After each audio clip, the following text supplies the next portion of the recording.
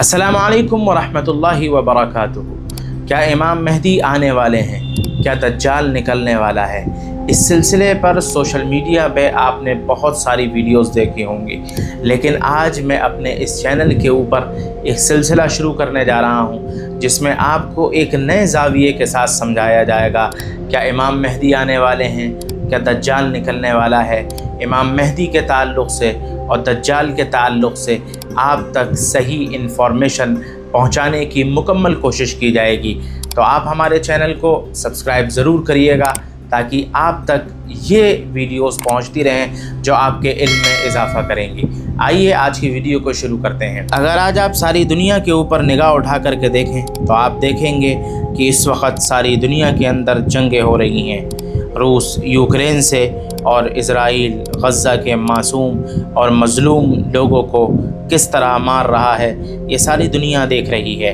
Israel Lebanon से और Israel की हालिया जंग ईरान से, गोया सारी दुनिया के अंदर जंग चल रही है। पूरी दुनिया जंग का मैदान बन गई है। दुनिया का हर मुल्क अपने असलहे और अपने हथियारों की ताकत को दुनिया के सामने पेश कर रहा है।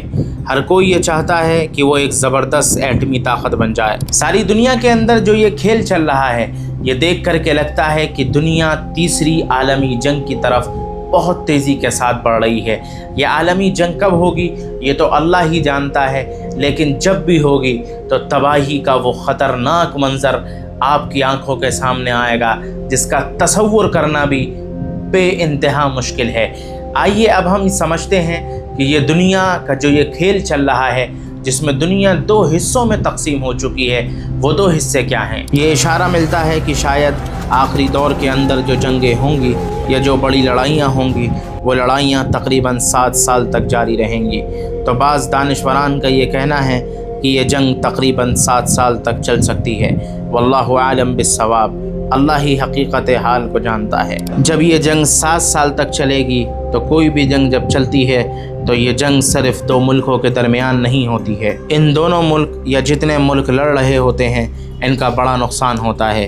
ये नुकसान जानी भी होता है, माली भी होता है, असबाब का भी होता है, जहन का भी होता है, सोच का भी होता है। लोग बुरी तरह मुतासर होते हैं। जब तबाही मचती है तो फिर लोग कमज़ोर होते हैं, मुल्क कमज़ोर होते हैं, मईशत यानी कि इकनॉमी कमज़ोर होती है। इसके नतीजे में आप ये देखेंगे कि बड़ी से बड़ी सुपर पावर जो होती हैं वो टूट कर बिखर जाया करती हैं। आज दुनिया में मीडिया के ज़रिए जो शो ऑफ़ किया जा रहा है कि अमेरिका सुपर पावर है, लेकिन हकीकत ये है कि अमेरिका का ज़वाल आने वाला है। अमेरिका के बाद जो अगला सुपर पावर मुल्क दुनिया के सामने आएगा, उस मुल्क का नाम चाइना है। अगर आप फितन के दौर को पढ़ें, आप सल्लल्लाहु अलैहि वसल्लम की पेशन गोई को सुनकर और पढ़कर इसकी तशरीह और इसकी तफसीर को देखकर हकीकत में ये समझ में आता है कि शायद ये वही जंगें हैं जो आखिरी दौर में लड़ी जानी हैं।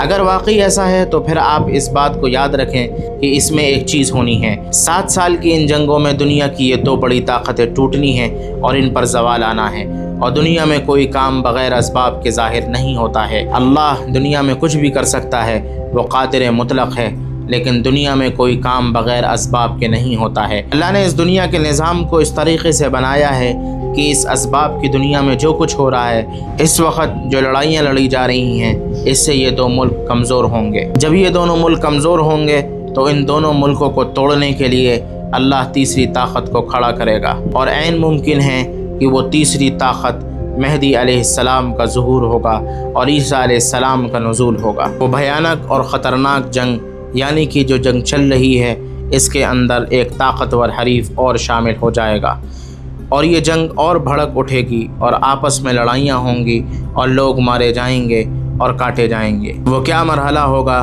बस अल्लाह ही जानता है। इन दोनों ताकतों के कमज़ोर होने पर इमाम मेहदी का ज़ुहूर होगा और अल्लाह ताला ही इनको ताकत बख्शेंगे, जैसा कि हदीस पाक के अंदर अल्लाह के नबी सल्लल्लाहु अलैहि वसल्लम ने इरशाद फरमाया है, हज़रत मेहदी जो होंगे वो मेरे घर से होंगे। मेहदी अहले बैत यानी कि हज़रत मोहम्मद सल्लल्लाहु अलैहि वसल्लम की नस्ल से होंगे। हज़रत हसन के ख़ानदान से इनका ताल्लुक़ होगा और इनका जो हुलिया होगा वो आप सल्लल्लाहु अलैहि वसल्लम से बहुत ज़्यादा मुशाबे होगा।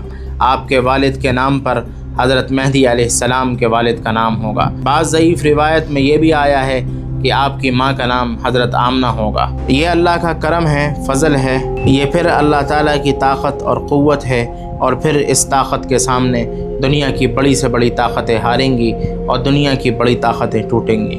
ہو سکتا ہے بہت سے لوگوں کو اس وقت یہ بات سمجھ میں نہیں آئے، لیکن بات یہی ہے، جب لوگ حقیقت سنتے ہیں یا حقائق ان کے سامنے پیش کیے جاتے ہیں تو وہ کہنے والوں کو بے وقوف اور نادان ہی کہتے ہیں۔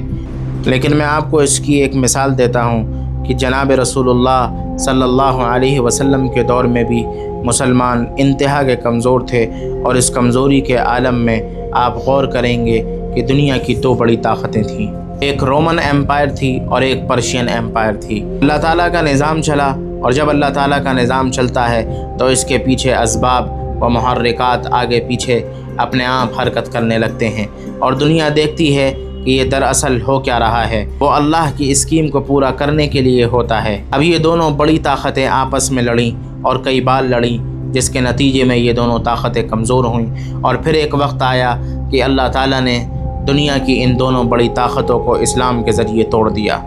رومن ایمپائر کو توڑا گیا صحابہ کے ذریعے، پرشین ایمپائر کو توڑا گیا سعد ابن ابی وقاص کے ذریعے۔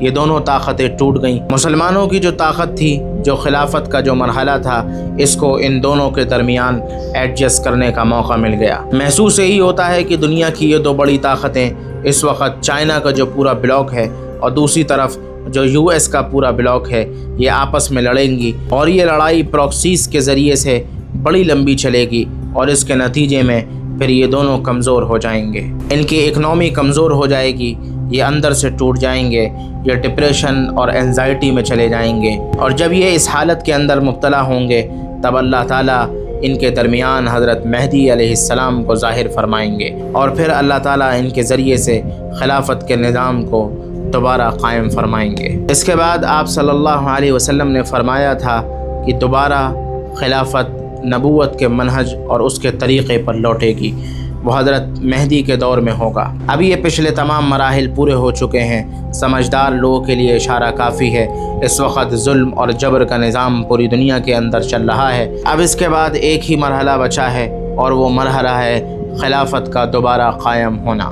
اس پوری ویڈیو کو دیکھنے کے بعد ہم اس نتیجے پر پہنچے ہیں کہ اب صرف اور صرف ایک چیز کا قائم ہونا باقی ہے، اور وہ ہے خلافت، جو دوبارہ ضرور قائم ہوگی انشاءاللہ۔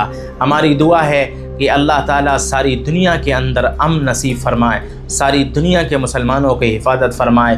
جس علاقے میں مسلمانوں کو بھوک سے تڑپا کر کے مارا جا رہا ہے، اللہ اس ظالم کو پکڑے اور مظلوم کی مدد کرنے والے لوگوں کو اللہ کھڑا کرے۔ اگر آپ کو ہماری یہ ویڈیو پسند آئی ہے اور انفارمیٹیو لگی ہے تو آپ ہمارے چینل کو سبسکرائب کریں۔ حضرت امام مہدی اور دجال کے تعلق سے اگلی بہت سی ویڈیو آپ کو ہمارے اس چینل کے اوپر ملیں گی۔